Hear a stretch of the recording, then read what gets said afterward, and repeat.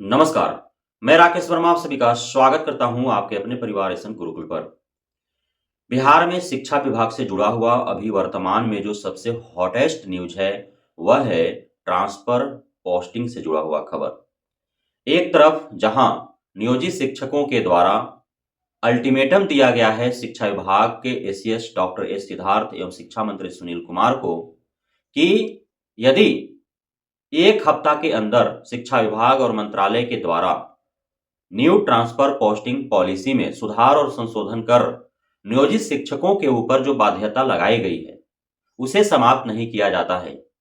यदि नियोजित शिक्षक जो क्षमता परीक्षा उत्तीर्ण कर चुके हैं, उनका पोस्टिंग क्षमता परीक्षा के परिणाम के समय जो डिस्ट्रिक्ट अलॉट हुआ है, उसके अनुरूप नहीं होता है। साथ ही चाहे वो पुराने वेतनमान वाले हों, नए बीपीएससी शिक्षक हों या क्षमता परीक्षा उत्तीर्ण नियोजित शिक्षक हों, यदि उनका अनुमंडल वाला जो बाध्यता है उसे समाप्त नहीं किया जाता है, तो फिर वे रोड से लेकर के कोर्ट तक के इस पॉलिसी का विरोध करेंगे। वे पूरे दमखम से इतने मजबूती के साथ विरोध करेंगे कि अंततः सरकार को झुकना पड़ेगा, और यदि सरकार नहीं झुकी, अपने जिद पर अड़ी रही, तो माननीय पटना हाई कोर्ट से इस नई नीति को चुनौती देंगे। साथ ही यूपी की भांति ही इस तबादले प्रक्रिया पर स्टे लगवा देंगे। इसकी पूरी तैयारी जो है नियोजित शिक्षक संघ संगठनों के द्वारा की जा चुकी है। अब इसी बीच एक बहुत बड़ी खबर आ रही है कि हमारे शिक्षा मंत्री साहब जो सुनील कुमार जी हैं, उनके द्वारा एक मीडिया को बयान देते समय कहा गया है कि यदि आवश्यकता पड़ी तो आवश्यक सुधार और संशोधन होंगे। उन्होंने यह भी कहा कि जब पार्लियामेंट के द्वारा संविधान में संशोधन हो सकते हैं या पार्लियामेंट के द्वारा जो नीति नियम बनते हैं उसमें सुधार और संशोधन हो सकते हैं, तो फिर शिक्षा विभाग के द्वारा जो बनाई गई नीति है, इसमें सुधार और संशोधन क्यों नहीं हो सकते हैं। लेकिन बेहद ही उदारवाद नीति अपनाते हुए यह पॉलिसी लाई गई है। फिर भी यदि आवश्यकता पड़ी तो इसमें संशोधन होगा, ऐसा शिक्षा मंत्री सुनील कुमार का कहना है।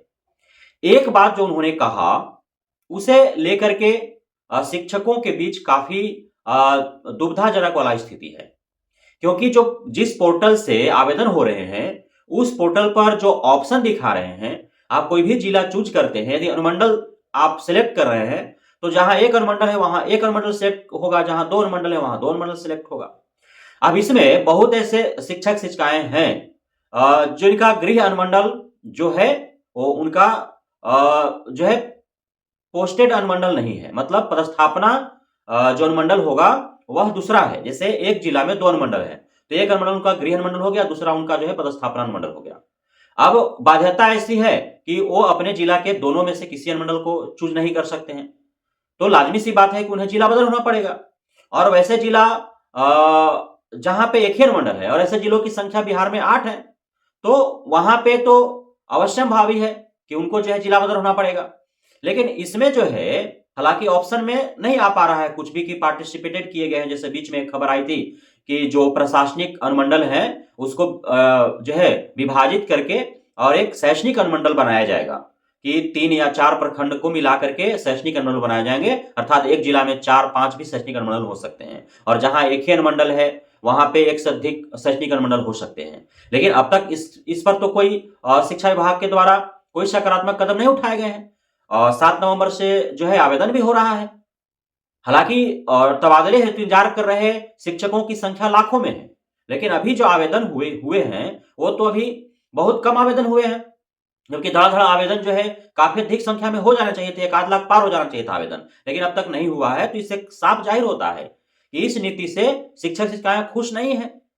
उनको जो उम्मीदें थी विभाग और सरकार से कि उनको ऐच्छिक स्थानांतरण का लाभ मिलेगा, उनको म्यूचुअल ट्रांसफर का लाभ मिलेगा, वे सहज सुरक्षित स्थानों पर जाकर के पदस्थापित हो जाएंगे, सभी को अपना गृह जिला, अपना गृह अनुमंडल, अपना गृह प्रखंड कम से कम मिल जाएगा। लेकिन इस सारे उम्मीदों पर तो पानी फिर दिया गया। शिक्षा विभाग के द्वारा ऐसा ही पॉलिसी तैयार की गई। तो यह जो बाध्यता है और जो जिला बदल होने का जो गुंजाइश है, हालांकि शिक्षा मंत्री कह रहे हैं कि जहां एक अनुमंडल है उसको हम पार्टिसिपेट करके कोशिश करेंगे कि वहां के शिक्षक शिक्षिकाओं को वहीं रखें। अब सवाल यह है कि जब जो प्रशासनिक अनुमंडल है उसको विभाजित करके और शैक्षणिक अनुमंडल बनाए जाने हैं, तो जो ऑप्शन दिए गए हैं पोर्टल पर उसमें उस प्रकार के खुलने चाहिए, लेकिन वैसा आ नहीं रहा है।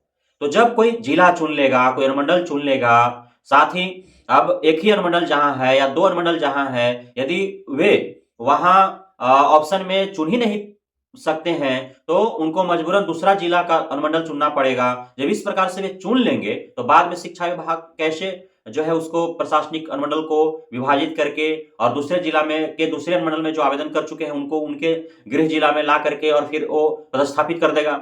यह तो सवालिया निशान खड़ा करता है। तो कहीं न कहीं जो है एक बहुत बड़ा अंतर्द्वंद सामने आ रहा है शिक्षा विभाग और शिक्षा मंत्रालय में। एसीएस साहब कुछ और बोल रहे हैं, शिक्षा मंत्री साहब कुछ और बोल रहे हैं और जो एसीएस बोल रहे हैं, जो शिक्षा विभाग ने पॉलिसी तैयार की है, उसी के अनुरूप जो है आवेदन हो रहे हैं। तो आखिर शिक्षा मंत्री का कही गई जो बात है, उस पर क्या भरोसा है, क्या उम्मीदें रखी जा सकती है? कुछ भी नहीं रखी जा सकती है।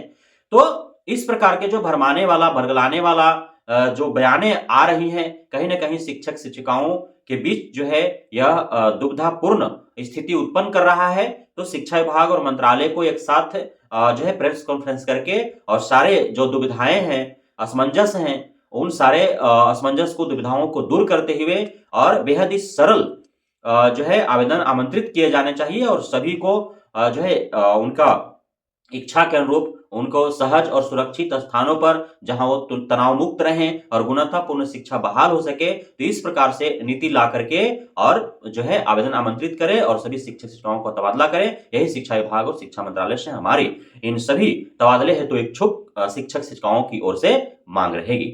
बहुत बहुत धन्यवाद आप सभी साथियों का हमारे साथ जुड़े रहने के लिए, बने रहने के लिए, इतना प्यार देने के लिए, हम भरोसा बनाए रखने के लिए।